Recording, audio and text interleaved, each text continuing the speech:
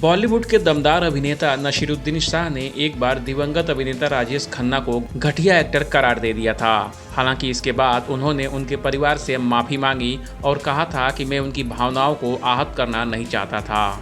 इस बयान के बाद नसीरुद्दीन शाह की काफ़ी आलोचना हुई थी और गीतकार जावेद अख्तर ने कहा था, नसीरुद्दीन शाह को कामयाब लोग पसंद नहीं हैं। मैंने कभी नहीं सुना कि वो किसी कामयाब शख्स की तारीफ कर रहे हों। वे दिलीप कुमार से लेकर अमिताभ बच्चन तक सबको कोस चुके हैं।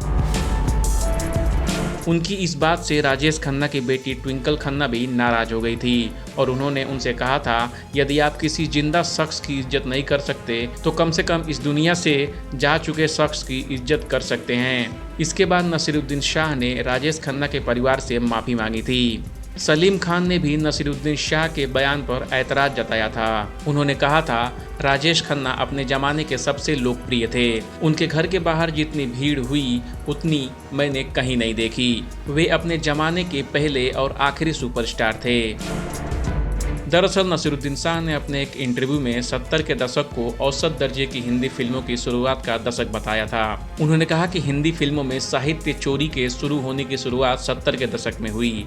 संगीत, पटकथा लेखन, कहानी, एक्टिंग से लेकर सब कुछ चोरी का था। नसीरुद्दीन शाह ने कहा था कि वास्तव में 70 का ही दशक था जब औसत फिल्मों का निर्माण शुरू हुआ। यह वही समय था जब राजेश खन्ना ने हिंदी फिल्म इंडस्ट्री में कदम रखा था। उनकी तमाम सफलताओं और स्टारडम के बावजूद मैं उन्हें एक घटिया एक्टर मानता हूँ। मैं जब भी उनसे मिला वह मुझे बौद्धिक तौर पर भी सबसे कम जागरूक लगे। नसीरुद्दीन शाह ने कहा था कि 70 के दशक में कंटेंट पर सबसे कम काम हुआ। हर चीज़ों के स्तर में काफ़ी गिरावट आई थी। फिल्में रंगीन जरूर थी लेकिन आपको किसी स्टोरी की ज़रूरत नहीं थी। यह ट्रेंड जारी रहा और मुझे लगता है कि मिस्टर खन्ना का इससे काफ़ी कुछ लेना देना है क्योंकि उन दिनों में वो भगवान थे। राजेश खन्ना पर नसीरुद्दीन के इस बयान से इंडस्ट्री में काफ़ी हंगामा मचा था और उनकी पत्नी डिम्पल खन्ना ने भी कड़ा ऐतराज़ जताया था।